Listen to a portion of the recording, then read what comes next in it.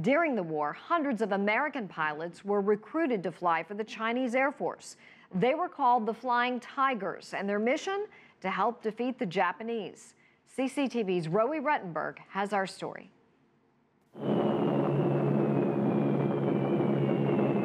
Under Japanese occupation in the 1930s, the Chinese endured relentless aerial bombardment by Japan. American Claire Lee Chenault saw it firsthand after moving to China in 1937. Chenault had been a captain in the U.S. Air Force, but resigned. Some say he was pushed out. As China's chief air advisor, he went back to Washington to lobby for help. The result? Covert American support for the Chinese military, including money, material, and men.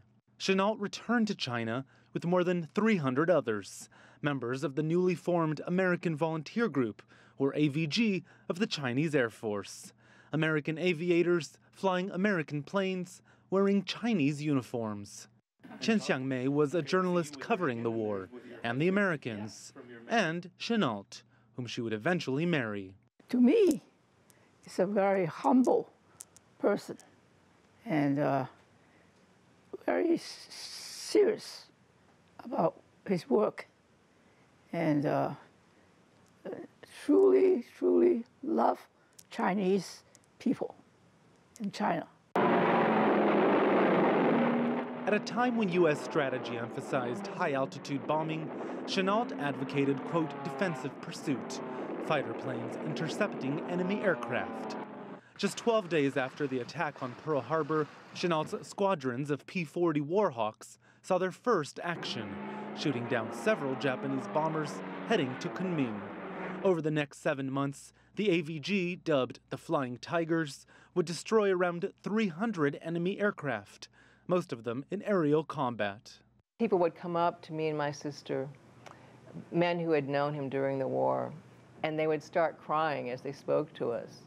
Cynthia Chenault is the youngest of Chenault's 10 children. When they spoke about his integrity or his love for the Chinese people, these are all things that I knew as a child. You know, I sensed from him because he would talk about how the Chinese people, without their help and support, he could never have gotten the victory, you know, the Flying Tigers victory. So significant were these victories that within weeks, Hollywood released this blockbuster film, featuring one of the U.S. film industry's biggest stars, John Wayne. The movie celebrated the heroics of Chenault and his men, as his widow still does some 70 years later. I was so grateful to be able to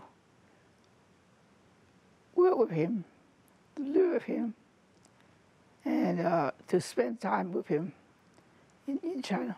When Chenault left China in 1945, huge crowds showed up to push his car down the street. They said not since Marco Polo had a foreigner won the hearts and minds of the Chinese people. Chenault wept as he waved goodbye. The Flying Tigers were eventually disbanded.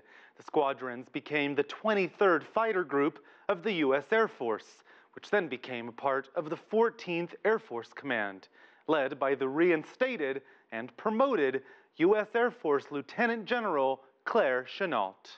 Roee Ruttenberg, CCTV in Washington.